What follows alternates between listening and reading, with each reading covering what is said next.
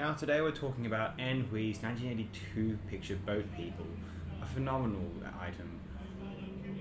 Anne Hui's Boat People, it feels like it's part of this era of in the 1980s.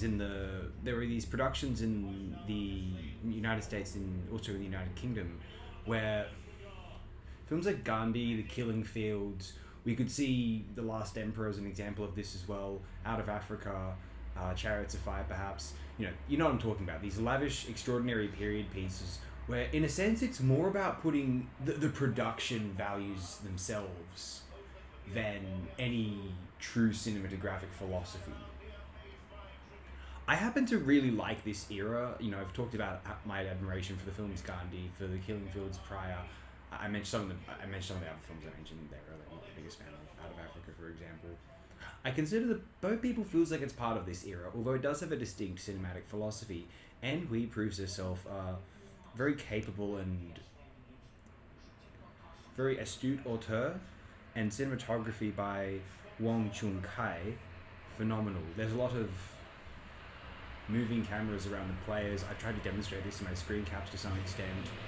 There's more so than simply showing off so much budget on just in front of the camera. There's an attempt for the camera itself to become part of the experience. I'd like to read out some context related to this film, which I'm sourcing from Wikipedia. Boat People, which it's in its original Cantonese title, it's translates into English as Into the Raging Sea, which I ought to mention is more accurate because this film is actually not about boat people as we understand them, refugees fleeing Indochina in boats. It's about the people who it's about individuals who would go on to become boat people, the reasons why they were refugees in the first place, essentially. But anyway, Hong Kong film directed by Anne Hui, first shown in theatres in '82. Film stars George Lam, Andy Lau, Cora Miao, and Season Ma.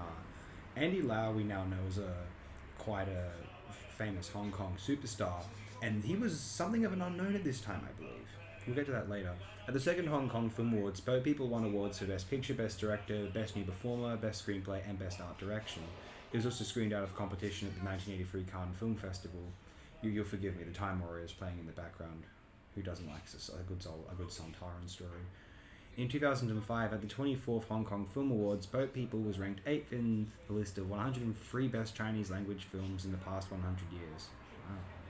Boat People was the last film in Hui's Vietnam trilogy. It recounts the plight of the Vietnamese people after the communist takeover following the fall of Saigon, ending the Vietnam War. In the late 1970s, a great number of Vietnamese refugees flooded Hong Kong. In 1979, Hui was making the documentary A Boy from Vietnam for the RTHK network. In the process of making the film, she collected many interviews conducted with Vietnamese refugees about life in Vietnam following the fall of Saigon. From these interviews, she directed the story of Wu Viet, 1981, starring Chow Yun-fat as Wu Viet, a Vietnamese boat person in Hong Kong, and Boat People. The People's Republic of China, just ending a war with Vietnam, gave Hui permission to film on Hainan Island. Boat People was the first Hong Kong movie filmed in communist China.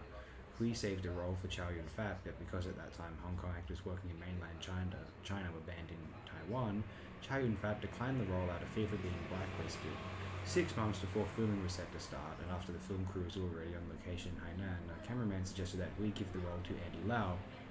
At that time, Andy Lau was still a newcomer to the Hong Kong film industry. Hui gave Lau the role and flew him to Hainan before a proper audition, or even seeing what he looked like. Interesting. Whoa, what faith, what fate. I ought to mention, this is interesting history.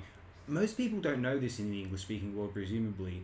China and Vietnam, communist Vietnam, went to war after the American invasion.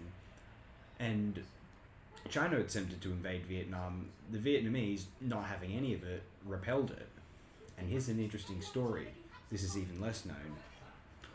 One of the most tragically, apparently, lost films in the history of world cinema is there was a picture made in the 1980s in China, their own Vietnam War picture, you understand, about a Chinese platoon in the jungles of Vietnam, northern Vietnam, and, you can just imagine what that film was like, right?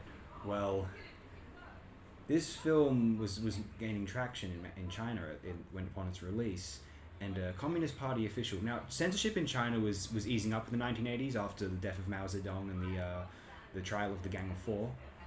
So I think it's Deng Xiaoping. Let me double check. Excuse me. Yep, Deng Xiaoping. So what happened was this Communist Party official was a bit perturbed by the picture. So they arranged a screening in front of Deng Xiaoping and some other officials, and they were not happy. And it's presumed that all copies of this film have been destroyed. Unfortunately, I think no, Logshot was telling me once that he was. They think there's one available somewhere in a vault, but they're not going to release that anytime soon. It's a shame. Hui considers Boat People one of her favourite movies, and many critics consider it her masterpiece. I think it was certainly almost inarguably her best film that I've seen. I can't imagine what would be superior to it until the 2010s when she released pictures like The Golden Era, and especially Our Time Will Come in 2017, which I've uploaded a video on. Those films are phenomenal. Anyway, the film brought Hui to international attention and cemented her reputation as a Hong Kong New Wave director. The film was very successful during its run in theatres, grossing $15,475,087, breaking records and playing to pack for cinemas for months. Many viewers see the film as an analogy for Hong Kong after being returned to China, which was being negotiated at the time, with the Communist Vietnamese government standing in for the Communist Chinese government and warning that life in Hong Kong after the handover will be similar to life in Vietnam after the Communist takeover. In Hong Kong, the film was nominated for 12 categories at the Hong Kong Film Award in 1983 and won 5, including Best Film. The film was also shown in many international film festivals, including the 1983 Cannes Film Festival. Many international critics found the film powerful, including Serge Daney in Liberation, Lawrence O'Toole in Motion Picture Review, and David Denby in New York Magazine. At the New York Film Festival, it elicited unusual attention because of its perceived political content, unlike the usual kung fu Hong Kong films that Western audiences were accustomed to, and high production value. Richard Corliss of Time magazine wrote, like any movie with a strong point of view, Boat People is propaganda, and that the passions Boat People elicits testify to Hui's skills as a popular filmmaker. Janet Maslin in the New York Times observed that Hui manipulates her material astutely and rarely lets it become heavy-handed, and that scenes in the film feel like shrewdly calculating fiction rather than reportage. However, some critics at the New York Film Festival criticized this film's political content, such as Jay Hoberman, Renee Shafransky, and Andrew Saris, all writing in the Village Voice. They objected to what they saw as the one-sided portrayal of the Vietnamese government and the lack of historical perspective. Some others found it politically simplistic and sentimental.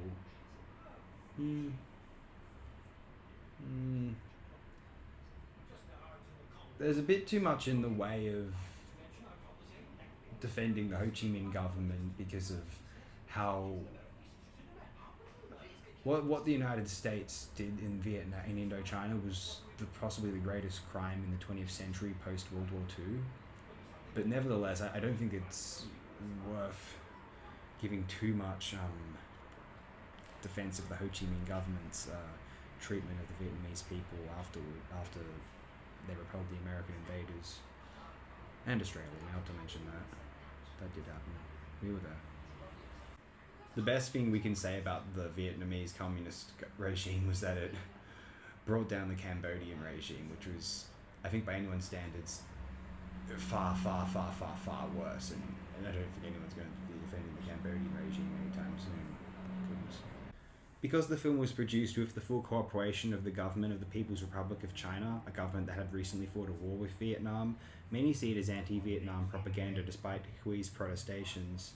The New York Times wrote that the film's harsh view of life in communist Vietnam was not unexpected given the PRC government's enmity to the Vietnamese. Hui emphasized her decision to depict the suffering of Vietnamese refugees based on extensive interviews she conducted in Hong Kong. I think that's fair, to be honest. She insisted that the PRC government never requested that she change the film's content to propagandize against Vietnam, but they only told her that the script had to be as factually accurate as possible. She denied that the situation in Vietnam was grossly exaggerated in the film, such as the scene of the boat being attacked by the Coast Guard. She was inspired by news reports of a guard ship creating whirlpools to sink a boat carrying boat people. At the Cannes Film Festival, some left-wing sympathizers protested against the film's inclusion, and it was dropped from the main competition. That's just petty, to be honest. Pathetic. This was reportedly done at the behest of the French government seeking to solidify its relations with the Socialist Republic of Vietnam. geopolitical aggrandizing. It's just sad. In Taiwan, the film, along with all of Wei's other work, was banned because it was filmed on Hainan, an island in the People's Republic of China. Well, that's that. Do check out Boat People if you're so inclined. It's a spectacular picture. Thank you. Have a great one. Peace out.